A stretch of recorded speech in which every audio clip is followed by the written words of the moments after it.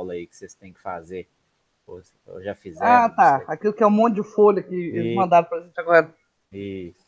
Que aí, no final da aula, a gente abre umas questões aqui e vai corrigindo. Tá, eu ainda não fiz ela, não. Ah, vocês querem esperar fazer para depois corrigir? Ou, tipo assim, é Não, todo já dia. pode fazer com nós mesmo. Melhor, né? Deixa a gente tentar Ô, fazer primeiro. Mirelle, deixa a gente tentar fazer. Vai. Ué, que isso? Não, beleza. Até que dia que vocês têm para fazer isso? É até início do mês, eu acho. Ah, É para tá. entregar amanhã. Não é não? É dia 20. Não, é quarta, dia 22. Ah, não, professor, então você pode ajudar a gente a fazer. Eu achei que era início do mês. É, não. Então vamos lá, deixa eu pegar Ué, mas a aula. não estipulou a data. Não fala, botou no grupo pra gente, ué. Eu acho que é início de mês mesmo, que essa aqui é o PET que era para devolver agora dia 23 e o outro início do mês. Não, o PET é dia 9 e a avaliação é dia 22. Mas não tinha Jesus. estipulado a data.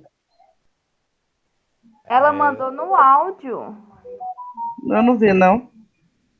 Quando manda no áudio assim, aí acaba perdendo. Eu também, não é tanta mensagem aqui que eu não consigo escutar tudo também, não. Ah, não vou conseguir fazer nada. Estou trabalhando direto.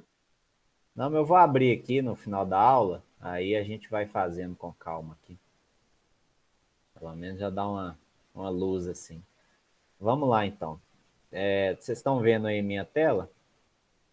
A apresentação? Sim. Então, na aula de hoje, a gente vai falar de alguns biomas, né, que existem aqui no Brasil. E vamos lá. Então, o Brasil, ele possui uma enorme extensão territorial, né? E isso vai permitir com que ele apresente climas e solos aí muito variados. Então, observem nesse mapa aí da figura da direita o tamanho de extensão territorial que o nosso país possui. E em função dessas características, né, há uma evidente diversidade ali, tanto de biomas, né, sobretudo do tipo de cobertura vegetal que cada bioma vai ter. Então, lá em 2003, o Ministério do Meio Ambiente e o Instituto Brasileiro de Geografia e Estatística, eles definiram alguns biomas aí que estão representados nessa figura da direita. Então, de azul, a gente tem o maior bioma aí, que é a floresta amazônica, né? E aí, o segundo maior seria o que está representado aí pelo cerrado, né? Que é essa cor mais rosa. Depois nós temos aí a caatinga, representada de um amarelo mais claro, está ali no Nordeste.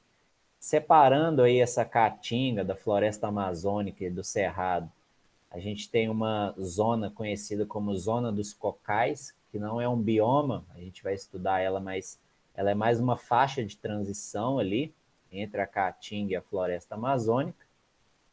E aí, mais para o oeste ali do nosso país, a gente tem o Pantanal, né, o complexo ali do Pantanal. E de um verde mais claro, a gente tem o que seria a Mata Atlântica. Hoje em dia, a Mata Atlântica não está com essa extensão toda que o mapa está mostrando aí, porque esse é um mapa que mostra a distribuição original, né?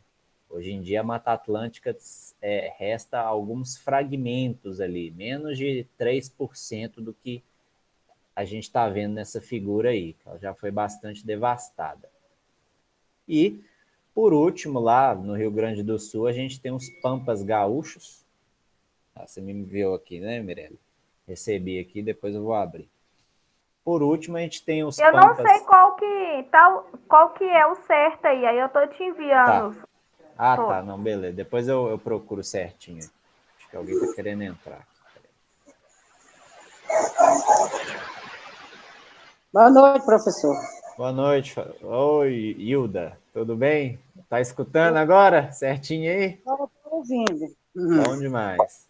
É. Você está em qual mesmo aí, por favor? Oi? O senhor está dando. É porque eu entrei agora, não peguei Tá. direito. A aula de hoje é... E aí, Fabiana, tudo bom? A Celular. aula de hoje... Oi, Lu. Boa noite, tudo bem?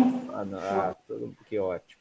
A aula de hoje, Hilda, é sobre os biomas brasileiros. Então, a gente vai falar um pouquinho da floresta amazônica, do cerrado, da caatinga, tá bom? Vai estudar cada um deles aqui a partir de agora. Então, como eu estava falando aqui, por último, lá no Rio Grande do Sul, a gente tem os pampas, né, gaúchos. E a gente vai falar um pouquinho deles. Então, vamos começar aqui falando dessa região amarela no mapa, né, que é a Caatinga, e vai ocorrer aí nos estados, né, do Nordeste e Norte de Minas. Né? Nessa região, as chuvas acontecem nos poucos meses ali que constitui a estação chuvosa, né, que vai de janeiro ali até maio. E ao longo do ano, as temperaturas são bastante elevadas, né, e ocorrem longos períodos aí de secas, né, próprios desse clima semiárido aí nordestino, né? Então, na figura da direita aí, a gente tem representando nessa época de seca aí, né, esses galhos dessas árvores tornam-se todos esbranquiçados, e é daí que vem esse nome caatinga, da língua lá tupi. Caatinga significa mato branco. Então, na época de seca, esses troncos dessas árvores ficam todos esbranquiçados ali, e originou esse nome aí.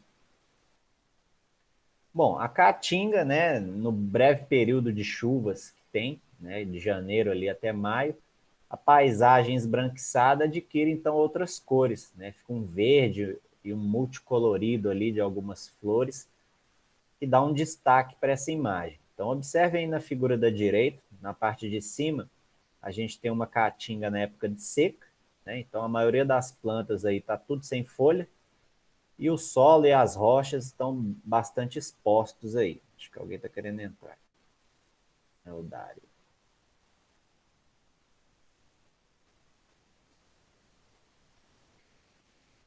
Então, nessa foto de cima, né, a caatinga está na época de seca, onde a gente está vendo aí tudo areia, é o leito de um rio, né? Na época de chuva vai correr um rio por aí, mas na época de seca, faltando água, vai ter só a parte arenosa ali, aquela areia ali que seria o fundo do rio.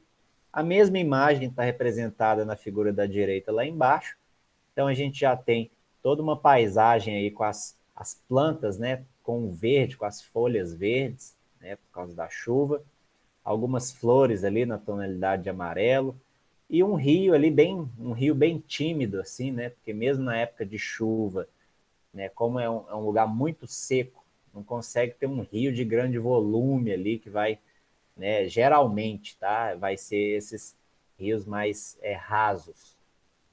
Então, são comuns lá que falam os rios intermitentes, né? Então, na seca, esses leitos arenosos ficam expostos, né? Então, o rio seca e na época de chuva aparecem, então, essas águas correndo ali. Essa caatinga, né, uma característica lá que muitas plantas típicas dessa região semiárida apresentam uma característica chamada de xerofitismo, ou seja, é um conjunto de características ali que os vegetais apresentam para suportar esse clima bastante seco e quente.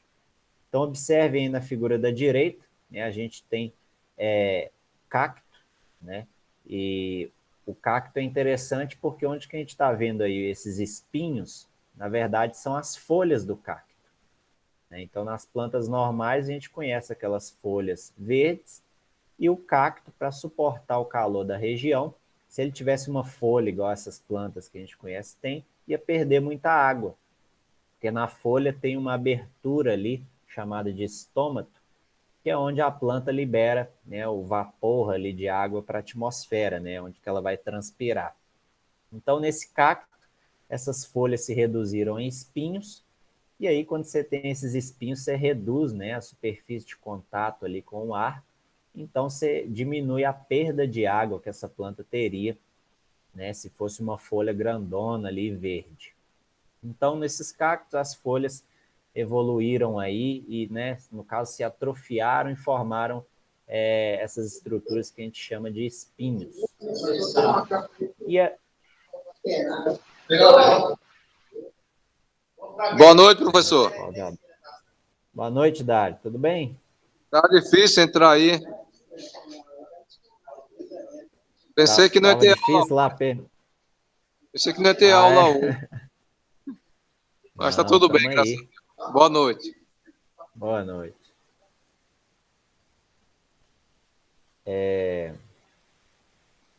E aí, né, é interessante porque a parte da planta que vai fazer lá a fotossíntese, né, que tem a clorofila, o verde da folha, é por causa da clorofila. E a clorofila é um pigmento importante, né, para captar a luz solar, funciona como uma espécie de antena. É a clorofila que vai captar essa luz solar para permitir, então, que o processo de fotossíntese ocorra, né? Então, a planta vai pegar o gás carbônico e liberar, então, para a atmosfera como um dos produtos, né, o oxigênio.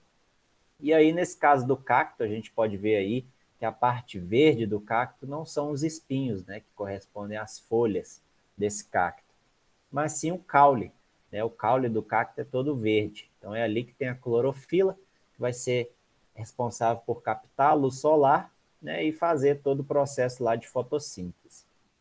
Então, diversas espécies lá de planta da caatinga, né, vão possuir espinhos, né, especialmente aquelas que pertencem à família das cactáceas, né? Então, mandacaru, xique-xique, facheiro são espécies lá de cactos que apresentam muito comum naquela região. E uma outra adaptação observada aí nessas plantas, né, que a gente conhece como cactos, é o armazenamento de água nos tecidos. Então, esse cacto, se limpar ali, tirar todos esses espinhos, essa parte verde aí do caule, e espremer, vai sair água, né? Tem até alguns programas aí de televisão que mostram, né, em situações de sobrevivência, que se a pessoa estiver lá num ambiente desse, pode, obviamente com a faca, né, arrancar esses espinhos todos do cacto aí, essa casca verde que tem no caule, espremer e beber essa água que é armazenada aí no caule desse cacto. Aqui embaixo, na figura da direita, lá a gente já tem um cacto maior, né, se eu não me engano, ali é um facheiro, né, é um tipo de cacto também presente, né, nessa região. E aí a caatinga, né, tem algumas espécies ali típicas da fauna, né? Então o carcará ali na figura da direita, a ararinha azul, que é considerada já extinta na natureza, infelizmente, né? O que tem hoje em dia é algumas espécies de arara azul em cativeiro, né, que os biólogos aí tentam fazer a reprodução dela, né, mas na natureza mesmo não se encontra mais essa arara azul, né? Obviamente devido à caça, né, predatória aí, comércio ilegal desses animais. Tem também lá na Caatinga uma raposa, né? Parece mais um cachorro, mas é uma raposa da Caatinga. E uma fauna que a gente chama de endêmica lá, né? A serpente, que é a cascavel, também presente aí nessa Caatinga. São alguns dos animais aí que compõem a fauna dessa Caatinga, né? Então, de flora a gente vai ter mais os cactos e da fauna são esses indivíduos aí.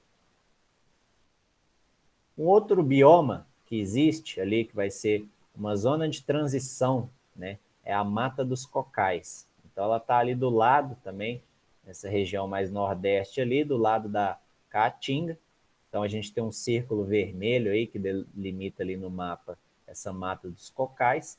E está localizado então nos estados do Maranhão, Piauí, Rio Grande do Norte. E não é considerado um bioma, mas sim uma região de transição entre os biomas da Amazônia e da Caatinga. Então, alguns vegetais típicos lá são as palmeiras, né, o tipo carnaúba e babaçu. Então, nessa figura da esquerda, lá embaixo, a gente tem uma paisagem ali da Mata dos Cocais, fotografada no Piauí.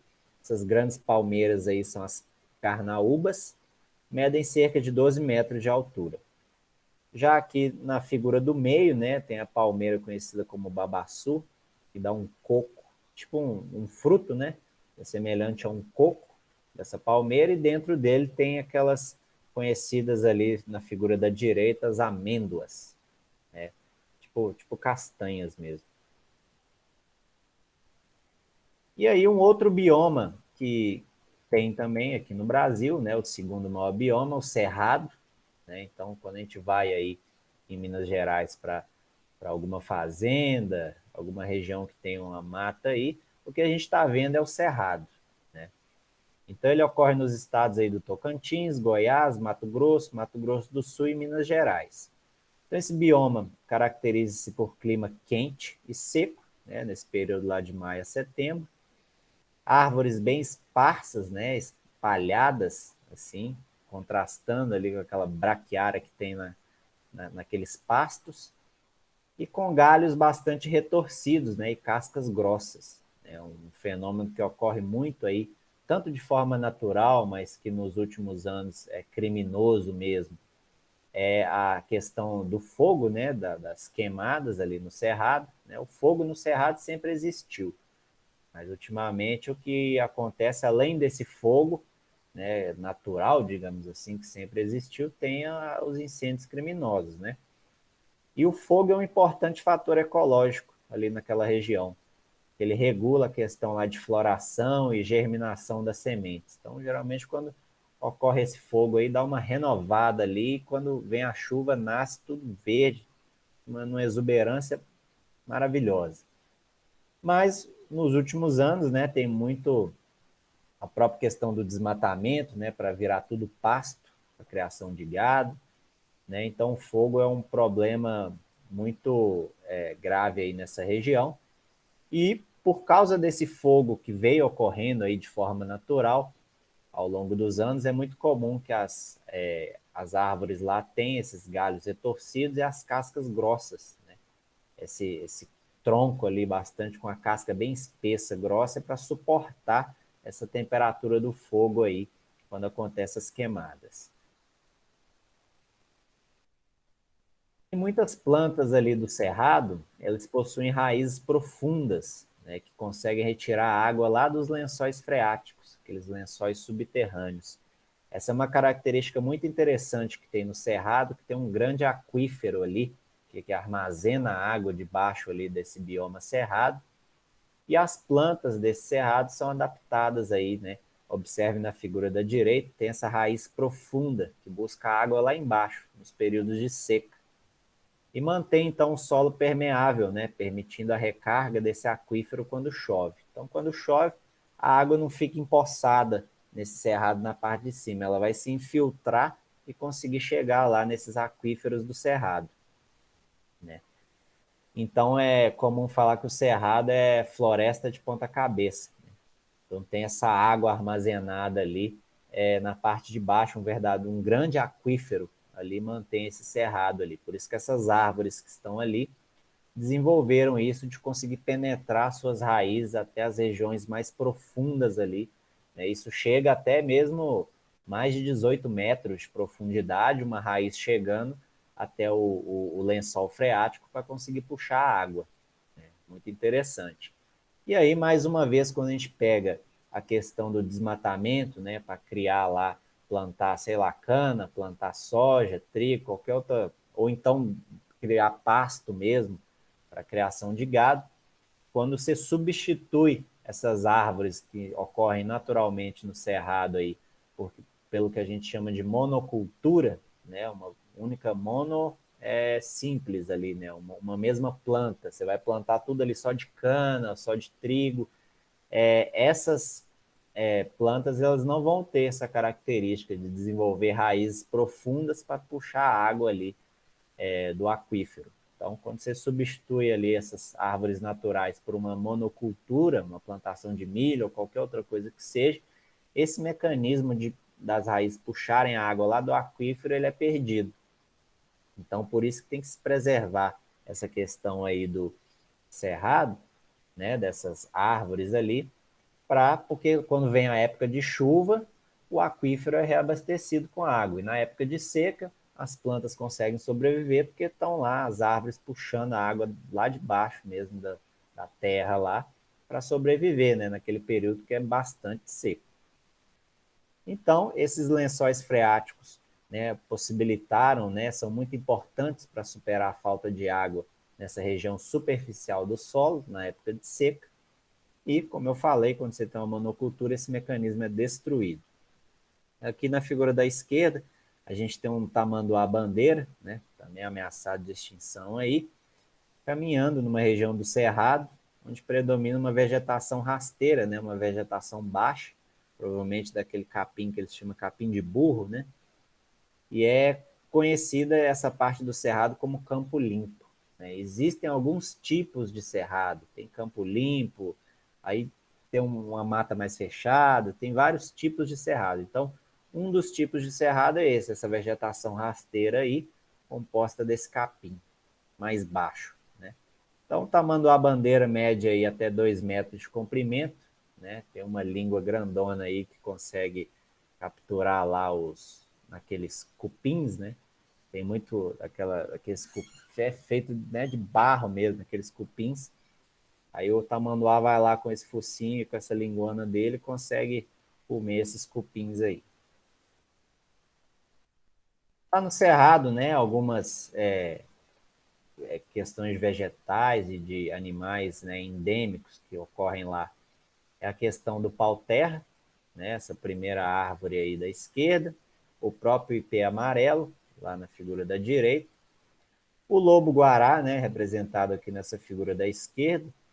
Não sei se algum de vocês já foram lá no Caraça, mas tem lá lobo-guará, e até, eu acho que geralmente ocorre sábado à noite, e os padres lá alimentam o lobo-guará. Então o lobo-guará sobe, deixa lá frango, lá, pedaço de frango, para o lobo-guará lá numa bandeja, e aí o lobo vem, sobe as escadas, chega até na porta lá da igreja e come a comida, né? Eu E vi aí, essa reportagem. isso, tem muito turista lá, não, um monte de gente tirando foto, e é bacana, é um bicho bem bonitão mesmo.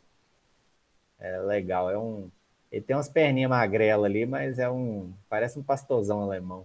É um bicho, e é um indivíduo solitário, né? A gente acha que é um lobo, mas ele tem mais medo da gente do que Aqui onde eu moro tem siriema. siriema, é. Fica aqui na minha laje aqui. Hoje eu vi uma, aqui eu moro em Santa Luzia, aqui, aí eu vou trabalhar em Belo Horizonte, eu pego uma avenida chamada Beira Rio, e aí é só estrada e mato. Aí tinha uma siriemona grandona que eu vi lá na estrada. Tem De tanto que demais meus também. amigos me apelidou de siriema por causa da risada. E tem também o veado, né, campeiro, que é um veado que tem lá no Cerrado. E então trouxe aqui um pouco da fauna e da flora que tem aí nessa região conhecida como Cerrado. Bom, lá no Rio Grande do Sul, o mapa aí na direita está a localização aí, né, de vermelho. Então tem os pampas, né? Então ocorre somente no estado do Rio Grande do Sul, por isso também é chamado de campos sulinos, né? Então pode chamar de pampa, de campos, e se estende também para o Uruguai, Argentina, né? E é basicamente uma vegetação herbácea, ou seja, uma vegetação de pequeno porte, né? Então você está vendo aí, mas é parecido com grama mesmo, um capim bem baixo, né? Com algumas poucas árvores de maior porte. Então essa figura aí é lá do Rio Grande do Sul, né? Que representa esse bioma conhecido como pampa. E aí, alguns indivíduos dessa fauna aí, né, as emas, né, lá na figura da direita, são aves presentes nesses pampas, medem cerca de 1,20 m de altura, né, e tem também o pica-pau do campo, né, na figura aí da esquerda. E tem um animalzinho também conhecido como tuco-tuco, né, um mamífero roedor ali, que é nativo desse bioma, mede cerca de 25 centímetros de comprimento, né? Passa a maior parte do tempo em tocas ali, em túneis que ele vai cavando no solo, e sai para alimentar daquelas plantas de pequeno porte ali, conhecidas como gramíneas. Né? E estão ameaçados de extinção aí pelo avanço da agricultura e plantio de eucaliptos. Né? Então essa é uma região também que sofre ameaças aí, tanto para a criação de gado, né, quanto essa questão do plantio do eucalipto. Bom, a vegetação herbácea é utilizada na criação extensiva de gado, né? E esse é um fator de ameaça para as espécies tanto de plantas quanto de animais que ali vivem. E como eu falei, outra ameaça é o plantio do eucalipto para a indústria, né, de papel e de madeira aí nessa região. Um outro bioma aí na região mais oeste é o Pantanal, né, localizado então nos estados do Mato Grosso e Mato Grosso do Sul.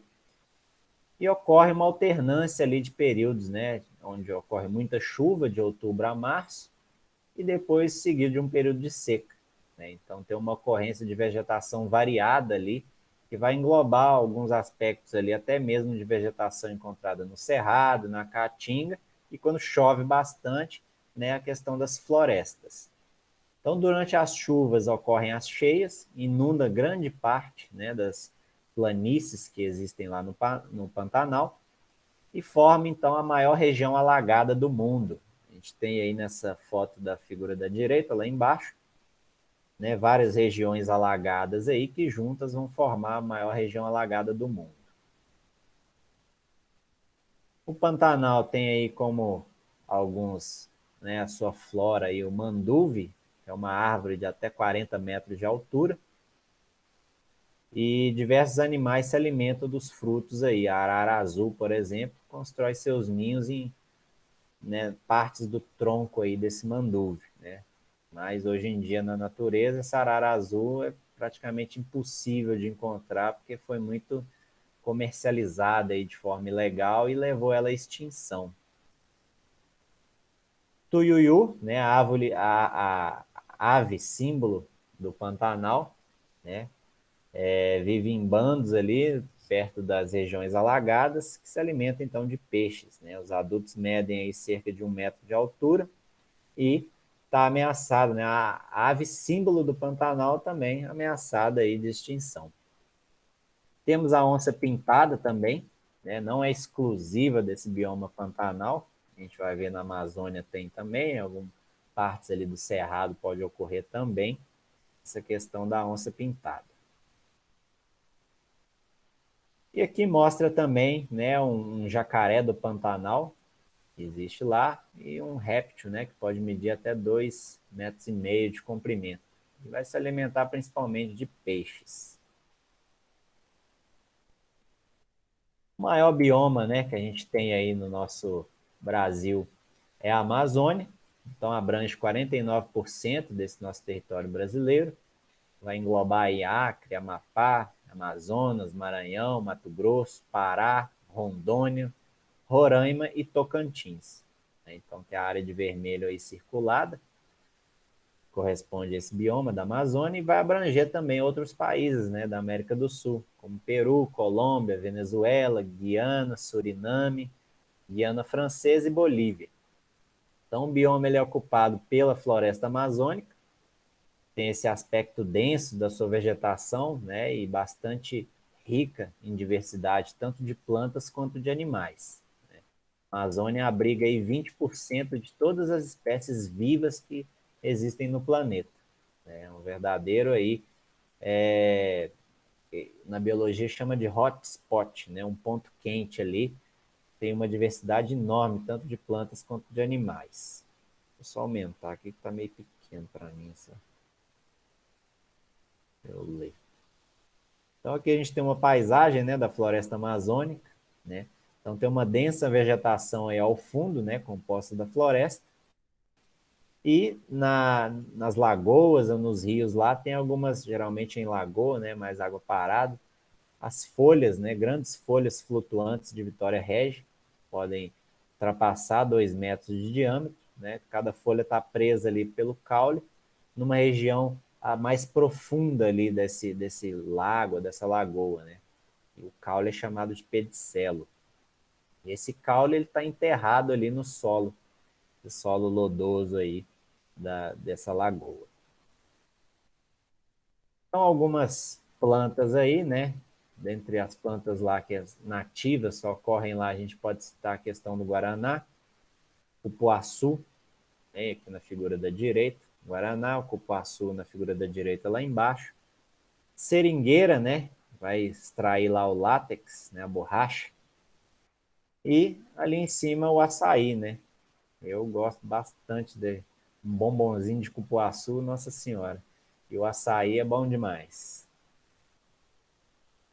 Na Amazônia também, né, dentre os animais ali, a gente tem a preguiça real, né, com cerca de 70 centímetros de comprimento, tem uma massa corpórea de 10 quilos aproximadamente, e um gigante, um peixão aí que chama pirarucu, um bicho enorme aí do tamanho desse índio aí, ou se não for maior que ele, né? E extremamente pesado aí, e que tem uma caça dele gigantesca, né? E diz que esse peixe aí, ele consegue respirar parte né? Tipo assim, se coloca ele fora, ele precisa de subir da superfície da água para puxar o ar mesmo atmosférico, ele não respira só pelas brânquias, não. Então, quando você mete a rede no rio e esse bicho fica enroscado, preso lá na rede, ele acaba morrendo. Ele precisa de subir para puxar o ar. É tipo aquele peixinho beta que tem que subir, puxar um pouquinho de ar da atmosfera e mergulhar de novo. Não consegue ficar só debaixo d'água respirando pela brânquia, não. Vocês estão aí? Ou... Eu até esqueci de falar, né? Aquele combinado lá. Se for Tô cair aqui. aí, vocês avisam, porque senão eu tô falando sozinho aqui, não tem ninguém. Tô aqui, hein, professor? Tô escutando, hein? Beleza. E na Amazônia, né, existem também outros ambientes, além da floresta, né? A gente acha que o ambiente da Amazônia é só composto de floresta, mas não. Tem vegetações também rasteira, com solo arenoso, e aí tem um nome, né, Campina do Acará, corre na região, por exemplo, do Pará. Então, uma região que sofreu uma extração ali de areia, né, o interesse econômico no solo arenoso desse ambiente coloca em risco, né, esse ambiente da campina e as espécies que ele vive, né? Então acaba extraindo areia, no final das contas vai sobrar só areia, né? É aquela questão do desmatamento na Amazônia. O solo da Amazônia, o que mantém ele ali fértil é a própria floresta, né? Aquela serrapilheira, aquela folha que cai, aquele tanto de folha que vai caindo no solo, formando aquela matéria orgânica, que vai ter ali no meio um monte de animais vivendo ali naquela serrapilheira. E aí, na hora que você desmata, né, que você arranca aquilo ali, o solo acaba não ficando mais fértil, né, não tem mais aquelas folhas caindo e produzindo aquela matéria orgânica no solo. E com o passar do tempo, né, lá na floresta amazônica, com o desmatamento, acaba ficando muito arenoso. Então, esse solo que a gente está vendo aí arenoso acontece também se você desmatar lá a floresta, né, e se não replantar, lá no final das contas vai sobrar só areia, onde é a floresta amazônica. E um outro ambiente também que tem lá na Amazônia é chamado de Monte Roraima, né? Então ele está localizado ali na fronteira do Brasil com a Venezuela e Guiana, tem uma altura de 2.800 metros de altitude, né? Então é um planalto, digamos assim, um plano alto. Então, observe que ao redor ali tem uma vegetação, né, bem rasteira, né, bem baixa, e muito diferente, né, daquela floresta tropical, né, que caracteriza a maior parte desse bioma que a gente conhece como Amazônia. Então, além daquela floresta, tem esse aí, Monte Roraima, e a questão lá da Campina. São dois outros tipos de ambiente que fazem parte também do bioma da Amazônia. Temos aqui um outro bioma, né, que é a Mata Atlântica, hoje em dia bastante devastada, né? É basicamente uma floresta tropical, né, localizada ali desde o Rio Grande do Norte até o sul do nosso país e localizada naquela região ali de serras e planícies mais litorâneas, né, perto das praias. Então, o pau-brasil era uma árvore bastante abundante nessa região, que hoje se encontra em extinção. A gente tem uma foto dele aí na figura da direita. E isso aí, né, exploração do pau-brasil vem desde a época colonial, né, desde a época do Não, vai descobrimento. acabar. Né, desde essa época do descobrimento já tem exploração desse pau-brasil. Então, toda a Mata Atlântica sofre com essa devastação, né, desde os tempos da colonização, e hoje em dia menos de 5% dessa área, né, originalmente ocupada dessa Mata Atlântica está preservada. Né? Então, tem alguns livros didáticos que já trazem aí que restam hoje em dia somente 3% do que era a Mata Atlântica, né? Então é um bioma aí que, se não tomar cuidado, realmente vai desaparecer. Bom, alguns aspectos aí da fauna, né, que está também seriamente ameaçado de extinção. Se você pensar, né, um bioma que só tem 3% restante, então todo animal que está ali está seriamente ameaçado de extinção, né? Então a gente tem aí o mico-leão-dourado, né, o símbolo aí dessa Mata Atlântica, né? Tem também o monocarvoeiro, que é uma espécie lá de macaco, e a onça-pintada, né, que não é exclusiva dessa região. A gente já viu eles Não é lá no macaco, Cerrado, não. no Cadê o Pantanal. macaco? Tô vendo macaco. Não, aí tem só esse mico aí. O monocarvoeiro não colocou a foto aí, não. Mas aqui tem o mico-leão dourado, né? Essa foto da direita lá embaixo da onça pintada. E tem também um animalzinho conhecido como araponga, né? Uma ave considerada símbolo aí da Mata Atlântica. E o macho possui penas brancas e canta com sons fortes, que lembram batidas de um martelo em uma bigorna. Então, seu nome popular vem do tupi, né? A ave ara, que ressoa ponga. Então, mede cerca de 25 centímetros aí de comprimento, é uma ave grande. E é uma ave que eu não conhecia, né? Mas é o símbolo aí da Mata Atlântica. Então, para você ver que é um bioma que tem 3% só de sua área original preservada, e a gente não conhece nem a ave símbolo, né? Que seria essa araponga aí. Então, é um desconhecimento grande que a gente tem sobre esse bioma extremamente ameaçado aí, que é da Mata Atlântica. Temos também lá a Mata de Araucária, vai ocorrer na região sul do Brasil, né, estendendo-se ali por Paraná, Santa Catarina e Rio Grande do Sul. E a planta predominante é a araucária, né, o famoso pinheiro do Paraná. Então, a gente está vendo aí nessa figura da esquerda, né, esse pinheiro do Paraná, nome científico Araucária angustifolia. Então, sua altura varia Araucária ali de 10 angustifolia? metros até 35 metros. Araucária Araucária. angustifolia.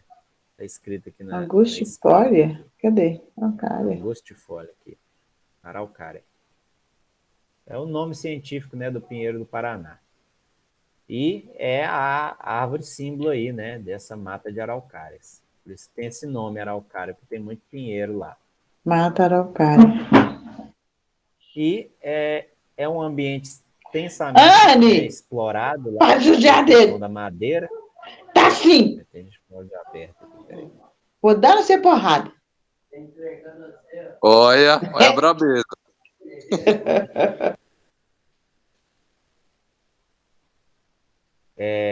Então, essa mata de araucária, né, intensamente explorada aí pelo ser humano, para extração principalmente de madeira desses grandes pinheiros aí, e hoje em dia é reduzida a menos de 2% da área que ocupava originalmente, né?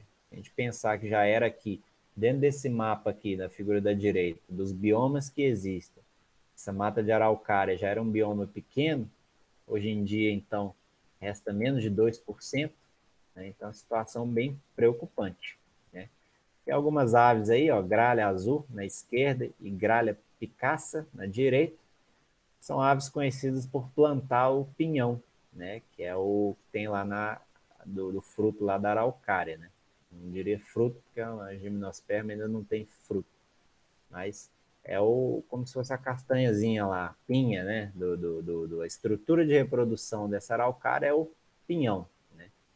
Então, na verdade, a gralha transporta esse pinhão, que é a semente da araucária, de uma árvore para outra, para se alimentar dessa semente. E nesse transporte, muitas vezes acontece que a semente cai desse bico dessa ave e no solo dessa floresta começa a germinar ali e nasce de novo essa araucária.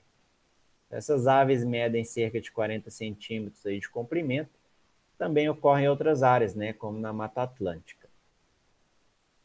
Então, falamos aí dos biomas, e eu trouxe aqui, por último, um pouco da porcentagem, né, de área protegida desses nossos biomas brasileiros. Então, quando a gente pega lá na Amazônia, cerca de 27% é protegido, né, o restante vai ser extinto aí, pela exploração da madeira lá, pela destruição para criar pastagem, para criar gado, ou plantar soja, plantar qualquer outra né? Planta de interesse comercial aí, né? A caatinga tem 7, quase 8% aí da sua área preservada. O cerrado também 8%. Em questão do Pantanal, ó, 4,6% aí, maior área alagada do planeta que a gente tem, do mundo ali. Acho que foi do planeta aqui que falou anteriormente, né? Deixa eu olhar aqui. Não estou falando besteira aqui. Cadê? Pampas, Pantanal, formando a maior região alagada do mundo. Então percebam que nessa região aí do Pantanal, nós temos somente cerca aí de 4% da sua vegetação original preservada, né? Então, a situação dos biomas brasileiros em questão de proteção não são muito interessantes, não. Mata Atlântica aí, apenas 9%, e nos Pampas lá também 3%. Então, isso já mostra, né, que a preocupação em se preservar os biomas brasileiros não é muito grande, né? Então, infelizmente, no futuro, vão ser poucos biomas que vão restar, né? Vai estar a maioria, né, criando gado aí, pastagem para criar gado, ou então alguma soja, alguma coisa de interesse aí econômico forte. Então essa é a aula que eu trouxe para vocês, né, dos biomas brasileiros. Alguém tem alguma dúvida aí do que eu falei? Se eu souber, eu respondo. Senão a gente pode fazer a correção lá aquelas atividades complementares, ó, da prova lá que vocês têm que fazer, como é que chama? Avaliativa, né? Chama. Da avaliação? Trimestral, isso aqui, ó, Ciência da Natureza. Pode ser? Tô sabendo não de prova. Vai ter prova, é? Parece que tem uma aqui para. Eu vi a Thaís falando lá no grupo. Vocês tinham que fazer. É avaliação, Dário. Mandar o Que dia vai ser gabarito. ela? Já deu Tá lá no grupo. acontecendo aí. Esse Tem ano, que né? fazer agora. Bom, então vamos fazer. Bom, de qualquer maneira vai estar gravando aqui, né? Tá gravando. Então vamos lá, né? A primeira questão aqui. Então eu vou fazer aqui uns 10 minutos aqui, né? Porque a aula praticamente já deu 50 minutos. Vamos fazer umas 2 questões. Vocês querem que faça tudo aqui? Vocês têm tempo para? Eu, por mim, pode fazer, porque esse trem aí foi em cima Né? da hora. Professor, e eu tô Então aqui no vamos. Rio de Não, Janeiro. beleza. Então pega o papel e caneta aí, vamos anotar aí. Vamos lá. Então, essa questão 1, né? Observe no quadro abaixo a transferência de energia em uma cadeia alimentar, com um número limitado de 4 níveis tróficos. Então, você tem lá quantidade de energia medida numa unidade lá, quilocaloria por metro quadrado ao ano, níveis tróficos. Então, tem os produtores ali, total assimilado lá pelos produtores 21 mil quilocalorias, quantidade disponível para os níveis tróficos seguintes 12 mil. Então tem essa diferença de 9 mil aí. É aquilo que a gente falou, né? Quando o produtor produz lá aquela questão da energia, parte dessa energia vai ser perdida quando algum animal alimenta aquele produtor, por exemplo. Ele já vai ter utilizado essa energia no metabolismo e parte é perdida na forma de calor. Então, por isso tem essa diferença aí. Ele produz 21 mil, mas só 12 mil vai ser aproveitado aí para, no caso, o consumidor herbívoro que for predar aí uma planta. Então, o herbívoro ali produziu 11 mil, está disponível só 6.200, tem essa diferença de 4.800. Carnívoro tem 3.500 de energia, mas só 2.000 está disponível para quem for comer o carnívoro. E carnívoros de segunda ordem, dos 500 quilocalorias, somente 400 estão disponíveis. Tem essa diferença de 100. Então, com base nesse quadro, conclui-se que não há consumidores quaternários ou carnívoros de terceira ordem, pois, é óbvio, né, não vai ter energia suficiente para manter um predador que a gente vai chamar de topo de cadeia ali, que é o que vai comer todo mundo, né, que seria um carnívoro de terceira ordem. Então não vai ter energia suficiente para isso. Então vou No procurar caso, essa seria alternativa aqui. a letra Deixa B? eu ver aqui. A diferença entre o total assimilado e a quantidade de energia disponível para o nível trófico seguinte representa a energia térmica liberada para o ambiente. A diferença entre o total assimilado e a energia disponível. Sim, tá certo essa, só que deixa eu ver a letra B aqui. A disponibilidade de energia para o consumidor quaternário é muito pequena para garantir a sobrevivência deste ao se alimentar dos carnívoros de segunda ordem. Isso aí. A letra A está certa, mas o que explica a questão seria essa aí, de que vai ter muita pouca energia sobrando, né? Tem só 400 disponível aí para o próximo nível trófico aí, que seria um consumidor de terceira ordem.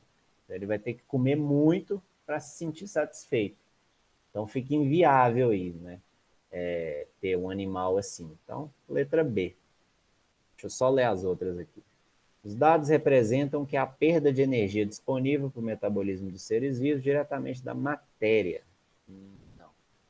Os herbívoros têm disponível para si uma quantidade de energia 30 vezes maior do que a disponível para os carnívoros de terceira ordem. Nem tem carnívoro de terceira ordem ali, então não é.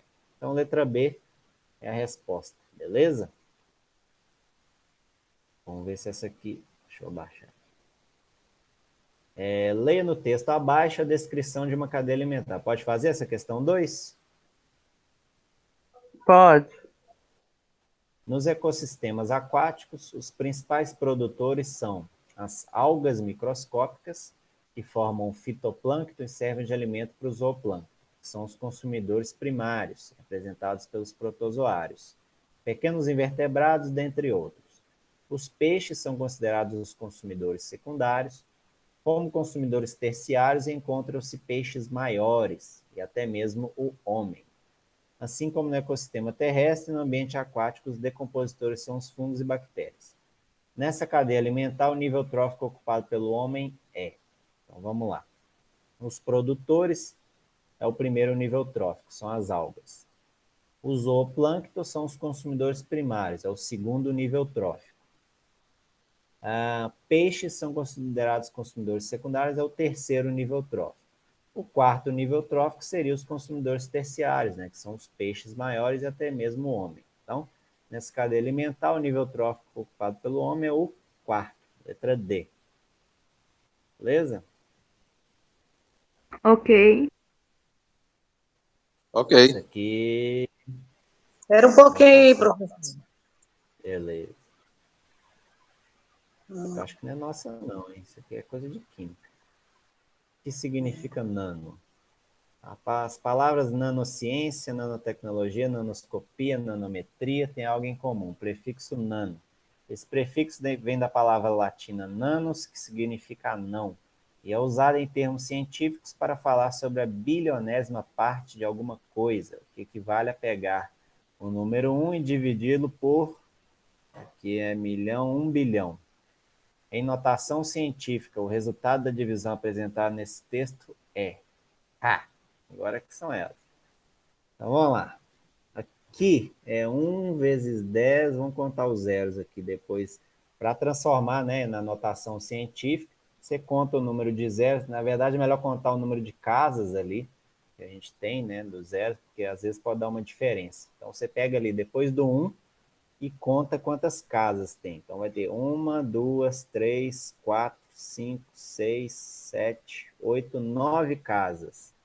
Como é um número que dividiu, então é 10 elevado a menos 9. Então, em notação científica, seria a letra C. Né? Letra 1 C, vezes não 10 é a isso? menos 9. Depois vocês olham lá com a professora, eu acho que é física, a Luiziane. Então, depois eu estou passando informação errada para vocês aqui. Eu acho que essa questão não é da biologia, não, viu? Eu acho que isso aqui é da física. Tá tudo misturado aqui, mas vamos lá. Ó, isso aqui, negócio de trem a 200 metros, isso aqui é coisa de física. Biologia não vê quanto tempo esse trem atravessa. Não, isso aqui é física. Propriedade, isso aqui é coisa de química, hein? Não é nossa também não. Densidade, massa, peso, pressão. Aí vocês olham isso aí com a professora de química também, tá, gente? Vamos ver essa aqui, de garimpo, decantação. Isso aqui também é da aula lá da química. Filtração, levigação. Aqui, ó, isso aqui é nosso. Leia o texto abaixo. Questão 7. Pode ser feita? Vocês estão acompanhando Sim. aí? Sim. Beleza. Então, a conversão da energia solar em energia química é um processo físico-químico, realizado por seres autótrofos e clorofilados. A organela responsável por esse processo são os cloroplastos, que são constituídos de pigmentos, que ficam imersos na membrana dos tilacoides, formando o complexo antena. Então, o processo de conversão de energia descrito nesse texto é denominado de... O que acontece lá nos cloroplastos? O que a planta Fotossíntese? faz? Exatamente. Então, é a letra C. Fotossíntese. Pode ir para 8? Sim. Pode. Observe a teia alimentar representada abaixo. Então, aqui tem várias teias. Nessa teia, qual é o nível trófico ocupado pelo rato? Então, vamos lá. Bom, é o segundo nível trófico, né? A planta é o produtor, primeiro nível trófico. O rato é o consumidor herbívoro, né? É o consumidor primário, né? Então, está ocupando o segundo nível trófico aí. Beleza? Então, letra B. Como ele não está participando antes dele de outra cadeia, então ele é o segundo nível trófico. Ele, o gafanhoto, o coelho, tudo segundo nível trófico. Vamos lá. Representa... Não, velocidade de um guepardo, formiga... Não, isso aqui eu acho que é coisa de física, hein? O quadro abaixo representa alguns valores de velocidade. Nesse quadro, o valor de velocidade é apresentado de acordo com o sistema internacional. Não, isso aqui é... Não, isso é conversão lá de quilômetro para metro por segundo. Esse negócio aí é de física. Então, vocês olhem lá com a Luiziane. Carlos estava sentado dentro de um ônibus. Isso aqui já está parecendo que é questão de física também. Velocidade de Carlos, isso é física. Questão 11. Apresentação solo. Com base nessa representação, é possível evidenciar que na estrutura de formação do solo há bolsas de ar, água e partículas do solo. Ei, lasqueira, hein? Continuidade das espaços vazios entre as partículas. Ô, gente, eu acho que isso aí... Vocês estão vendo essas matérias de partículas, não estão? Lá na química? Isso aqui não está parecendo de biologia, não, viu? Ainda não. Não? Ah, professor, a aula de química eu vou te contar, nem ela sabe explicar. É, nossa. Complicado. Não, que isso aqui não é biologia. A gente não estudou esses negócios de partícula, do solo. Não. Então não é nosso, não. Isso aqui não é nosso, não. Então vamos lá. O gás hidrogênio auxilia o Sol no processo de aquecimento do planeta Terra. Pode fornecer a chave para encontrar uma fonte de combustível que seja limpa e eficiente para suprir a demanda de energia do planeta. Essas características são... isso aí vocês estão vendo lá na química, não estão? Hidrogênio é um gás, né? É um átomo, né? Átomo de hidrogênio. Mas isso aí é química. Isso aí vocês estão vendo, que a aula que ela postou lá no grupo, eu dei uma olhada lá, tá falando de modelo atômico, negócio de Rutherford, Bohr, esses negócios assim. Então isso é da Eu acho que é a química. letra D, né? Não? Uma molécula. Não a molécula, não? Molécula é mais de um átomo, eu acho, que agrupa, né? Mas isso é questão da química lá, galera. Eu marcaria átomo. Mas aí dou a resposta errada para vocês, né? Mas isso aí vocês olham com a professora de química lá. Essa questão de átomo, íon, elemento, molécula, substância. Isso aí é lá da química. A gente viu foi aquelas de cadeia aqui, ó. Isso aqui é nosso. A cadeia lá, ó.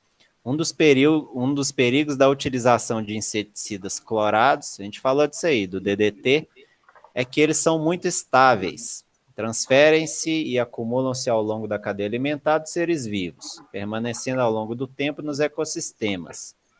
Nesse sentido, considere a cadeia representada abaixo. Então tem lá o produtor, né, que é o capim, o inseto, que é o consumidor primário, pássaro secundário, né, a cobra, que já vai ser o carnívoro lá, que vai consumir o pássaro, o gavião.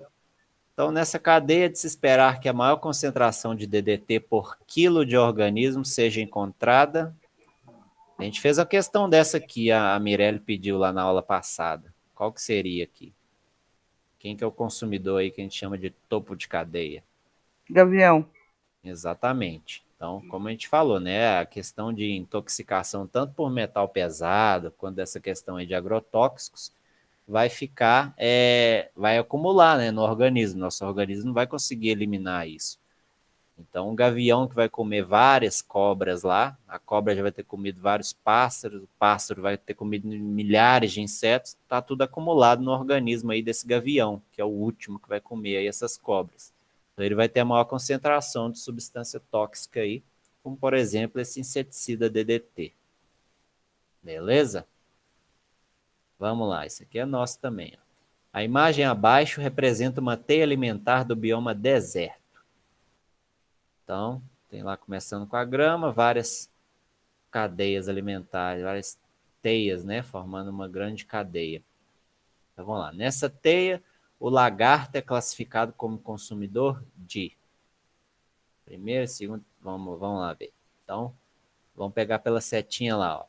Tem a grama, é o produtor, né, primeiro nível trófico, o gafanhoto, consumidor primário, que é o herbívoro, e o lagarto, consumidor secundário aí, que vai comer o gafanhoto. Então, no caso, ele vai ser o consumidor de segunda ordem, né? O lagarto, que é o consumidor de primeira ordem, seria o gafanhoto, o lagarto, consumidor de segunda Segunda ordem. ordem, né? Terceira, não? Não, o nível trófico dele está no terceiro nível trófico, mas ele é o consumidor de segunda ordem. Então, no Ou caso, de, é a letra B. isso, letra B. O de primeira ordem é o gafanhoto, né, que comeu a grama. Quem comeu a grama, o lagarto come o gafanhoto. Se o gafanhoto é o primeiro, o lagarto é o segundo. Beleza? Sim? Que é só essa Sim? cadeia dele. Beleza. Sim. Vamos lá para a próxima. Metro por segundo, isso aqui é física. Física. Substância simples, por isso aqui é da química. Leia o texto abaixo. Na queima de ferro temos um aumento da... Não, densidade, estado físico, isso aqui é coisa da química. Ah, isso aqui é nosso. Observe o esquema abaixo.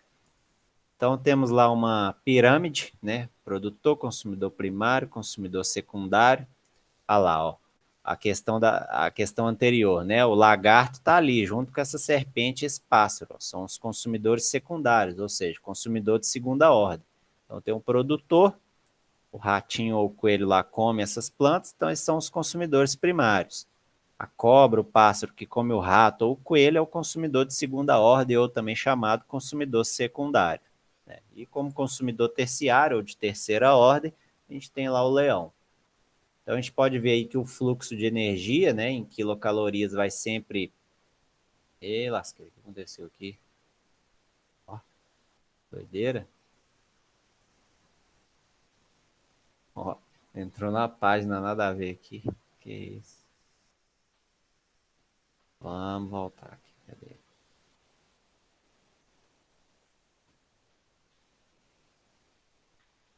Como é que aumenta aqui?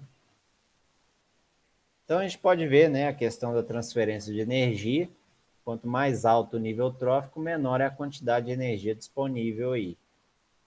Então o fluxo de energia está diminuindo. Você tinha 10.000 quilocalorias, aí na segundo nível trófico já fica 1.000, né? Então caiu 10 vezes.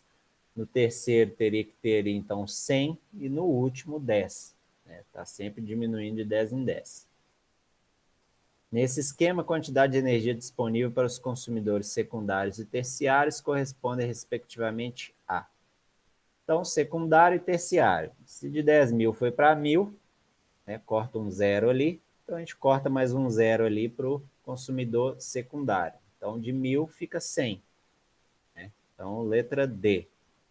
E de o consumidor terciário, corta mais um zero no 100, ficaria 10. Né? Então, letra D, 100 e 10. Perfeito? Não poderia ser letra E, porque é 100 e 100, né? A energia tem que diminuir. Então, letra D. Estão aí, né? Saiu todo mundo ainda não, né? Estamos aqui. Beleza. Então, Tô aqui. o homem, através de suas ações, interfere nos ciclos biogeoquímicos, alterando a movimentação natural dos elementos químicos no ecossistema. Exemplo disso é a prática das queimadas, que aumenta a proporção de um elemento químico na atmosfera, alterando o ciclo biogeoquímico e contribuindo para a intensificação do efeito estufa. Esse elemento é o gás, a gente viu lá, né?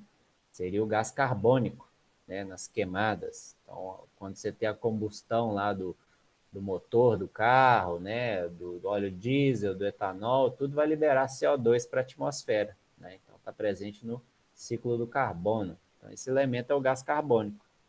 É um dos gases do efeito estufa, né? Tem também o gás metano, tem o ozônio, tudo isso contribui para o efeito estufa, né? Inclusive o gás carbônico. Beleza? Questão 21.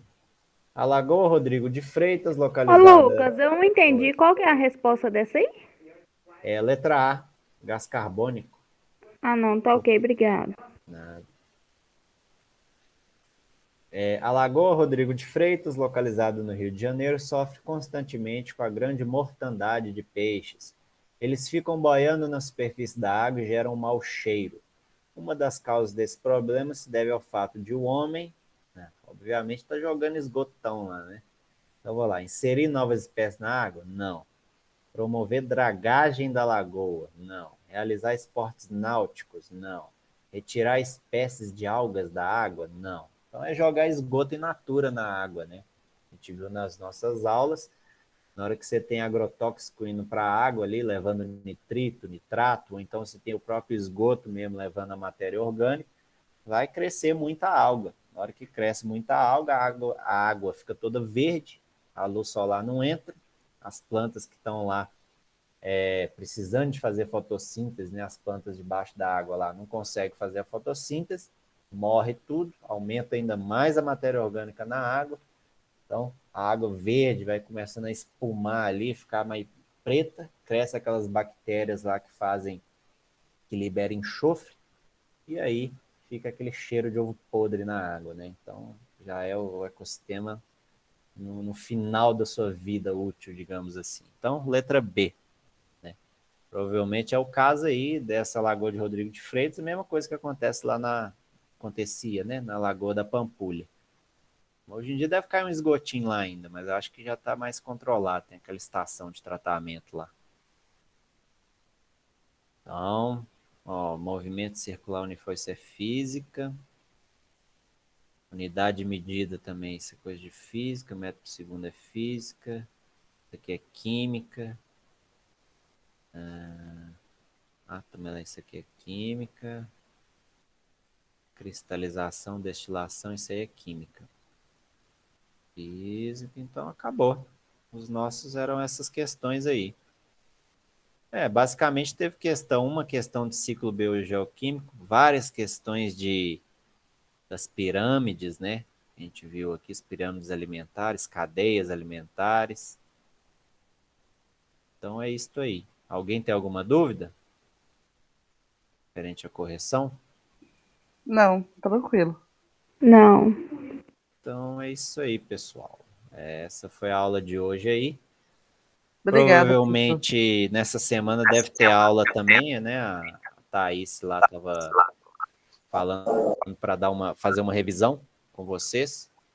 Então vamos aguardar aí, né? Ela divulgar o cronograma. Mas então a gente finalizou aí mais um plano de estudos, né? Estourado aí, o PET. Fizemos 4 semanas aí. Vimos um conteúdozinho bacana aí da ecologia. E vamos aguardar os próximos capítulos aí, né? Que a gente vai estudar para frente. Então, guardo vocês aí na próxima aula. Eu vou colocar lá no grupo os slides da aula de hoje. Essa gravação daqui a pouco vai estar lá no YouTube também. E é isso aí. Se vocês têm alguma dúvida, pode entrar em contato, tá bom? Escutou Ok. tudo direitinho aí? Muito Ó? obrigado, Tá, Lucas. obrigado, De professor. nada. Obrigado, Lucas. Boa noite.